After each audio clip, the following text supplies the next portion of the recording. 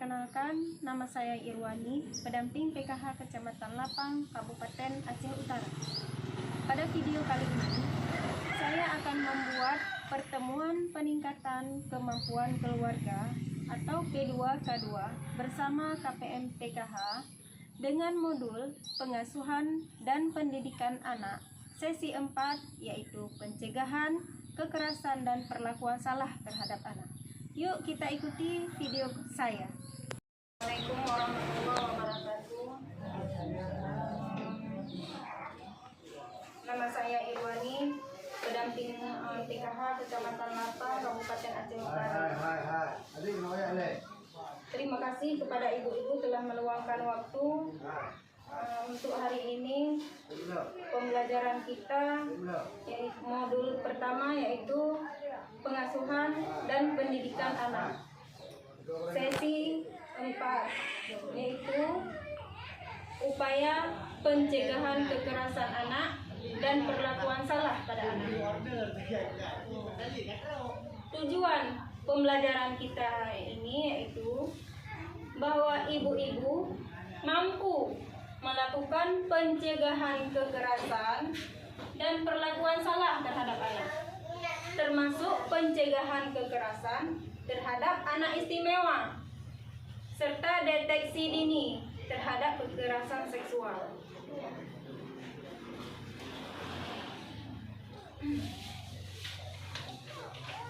Ibu-ibu tahu tentang pengertian anak? Tahu ibu-ibu tentang pengertian anak? Tidak. Saya jelaskan ya. Pengertian anak adalah seseorang yang belum berusia 18 tahun, termasuk yang masih dalam kandungan. Ini merupakan Undang-Undang Perlindungan Anak Nomor 35 Tahun 2014. Dan ibu-ibu tahu tentang hak-hak anak itu apa? Hak-hak anak ini adalah hak yang melekat pada martabat manusia sebagai insan ciptaan Tuhan Yang Maha Esa, yang sifatnya tidak boleh dilanggar oleh siapapun, dan yang seolah-olah merupakan suatu holy area bagi anak. Itu merupakan hak-hak anak. Dan hak-hak anak dapat diartikan, ini hak-hak anak, hak yang melekat atau hak asasi pada diri anak. Hak-hak anak juga pemberian Tuhan Yang Maha Esa. Hak anak juga dapat diartikan sejak anak dilahirkan, bahkan saat di dalam kandungan, itu udah termasuk hak yang dapat diartikan sebagai hak anak. Hak anak juga diartikan kewajiban orang tua untuk memenuhi hak-hak tersebut. Jika tidak dipenuhi, sama dengan pelanggaran hak untuk anak. Jika orang tua tidak memenuhi hak anak, sama dengan melanggar Undang-Undang Perlindungan Anak.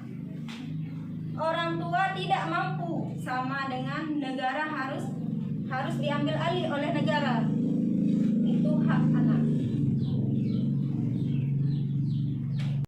Pun ada 5 klaster hak anak. Yang pertama, hak anak yang pertama adalah hak sipil dan kebebasan. Dan yang kedua, lingkungan keluarga dan pengasuhan alternatif. Dan yang ketiga, hak klaster anak, kesehatan dan kesejahteraan dasar. Dan yang keempat, hak klaster anak yaitu pendidikan, waktu luang, dan kegiatan budaya. Dan yang kelima, hak klaster anak, langkah-langkah perlindungan khusus untuk anak. Itu merupakan hak klaster anak. Gimana ibu-ibu? Sudah mengerti itu hak anak? Hak-hak untuk anak. Ya.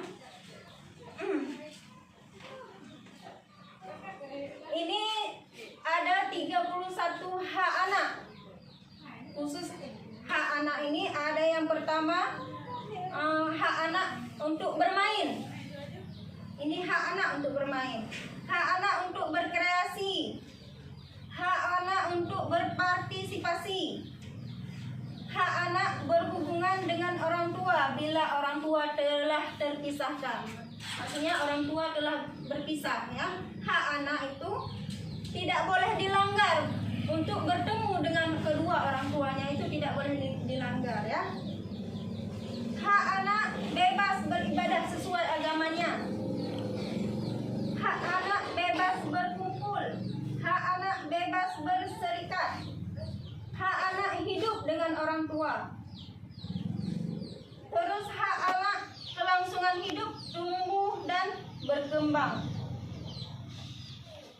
Juga hak anak atas nama, atas identitasnya. Hak anak atas kewarganegaraannya. Hak anak atas pendidikan.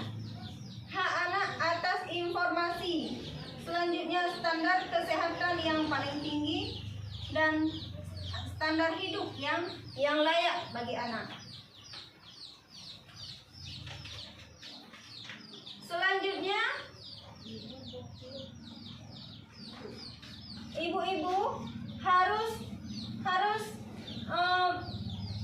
mampu, harus mengetahui pengertian kekerasan terhadap anak.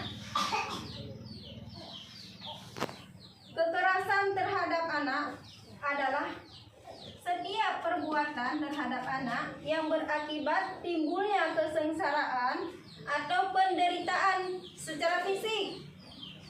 Kekerasan terhadap mentalnya anak, terhadap psikologisnya anak, termasuk penelantaran dan perlakuan buruk yang mengancam integritas tubuh dan merendahkan martabat anak. Ini pengertian kekerasan terhadap anak. Ini ada gambarnya, perlakuan kekerasan terhadap anak. Setiap perbuatan yang mengakibatkan penderitaan fisik maupun psikis, seksual dan sosial terhadap anak. Ada juga perlakuan salah terhadap anak. Perlakuan salah terhadap anak, segala bentuk perlakuan yang tidak sepatutnya dilakukan oleh orang-orang yang diberi tanggung jawab dan mempunyai kewajiban untuk memelihara dan merawat anak yang dapat berpotensi merugikan sementara, melukai, menimbulkan kecacatan, bahkan dapat mengancam jiwa anak. Itu merupakan perlakuan salah terhadap anak. Adapun jenis-jenis kekerasan perlakuan salah terhadap anak, yaitu meliputi fisiknya, melalui psikisnya, melalui seksualnya. Itu ada berapa? Ada 6 macam, ya, jenis kekerasan terhadap anak. Pengertian terhadap fisik, jenis kekerasan fisik, pengertiannya itu perbuatan yang dilakukan oleh seseorang yang mengakibatkan rasa sakit, jatuh sakit, ataupun luka pada tubuh anak. Itu termasuk kekerasan fisik pada anak. Kekerasan psikis, yaitu perbuatan yang mengakibatkan rasa tidak nyaman, bahkan menimbulkan trauma yang berkepanjangan terhadap anak. Kekerasan ini sering terjadi berulang-ulang tanpa disadari oleh pelaku. Itu mengakibatkan psikis anak. Dan kekerasan dan perlakuan salah terhadap anak, yaitu kekerasan pada seksual, yaitu perbuatan yang mengakibatkan rasa tidak nyaman, bahkan menimbulkan trauma juga. Hampir sama ini dengan psikisnya. Coba ibu perhatikan, ada gambar-gambarnya ini kan. Ini fisiknya, ini ada psikis, ini ada seksual. Ya, contoh kekerasan ataupun perlakuan salah terhadap anak. Ini contohnya. Fisik itu seperti memukul, menendang, menguncang-guncang badan anak, memasukkan cabai ke mulut. Kita sering kan kalau misalnya berbuat salah kepada anak, katanya harus memasukkan cabai ke mulut anak. Itu sebaiknya dihilangkan ya. Itu termasuk contoh kekerasan terhadap anak. Ada lagi psikis. Contohnya melototi anak. Kita mengatakan anak bodoh, tuli, tidak tahu diri, itu menyebabkan kekerasan anak pada psikisnya. Membanding-bandingkan anak dengan anak orang lain, itu juga termasuk contoh kekerasan psikis anak. Membenci anak, sasaran kemarahan kita. Tidak menegur anak. Dan contoh kekerasan pada anak lagi seperti seksual. Ini katanya alat kelamin diraba-raba gitu kan. Kalau contoh kekerasan pada anak seksual, ini masalah organ intim anak ya. Ini tahap terakhir kesimpulan bahwa pembelajaran kita hari ini yaitu setiap sikap dan perilaku yang membuat anak menderita baik fisik, psikis, sosial terhadap anak adalah bentuk kekerasan dan perlakuan salah terhadap anak. Yang pertama. Dan yang kedua dari kesimpulan kita, cara mendisiplinkan anak tidak harus dengan kekerasan. Ya. Dan yang ketiga, kekerasan dapat terjadi di mana-mana. Siapapun bisa menjadi pelaku, bahkan orang terdekatnya. Bahkan orang terdekatnya. Dan yang keempat, kesimpulan kita, orang tua wajib mencegah kekerasan dan perlakuan salah untuk melindungi anak-anak kita.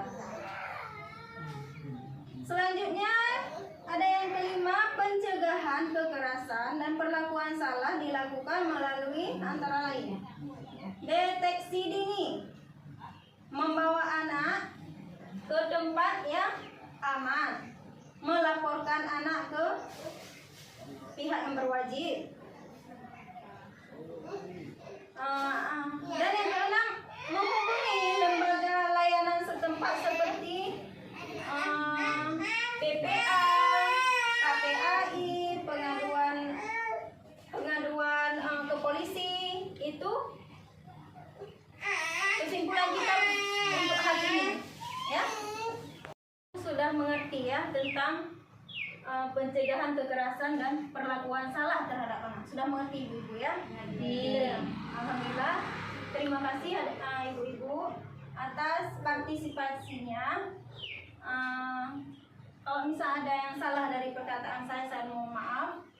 Wabillahi taufiq wal hidayah. Assalamualaikum warahmatullahi wabarakatuh.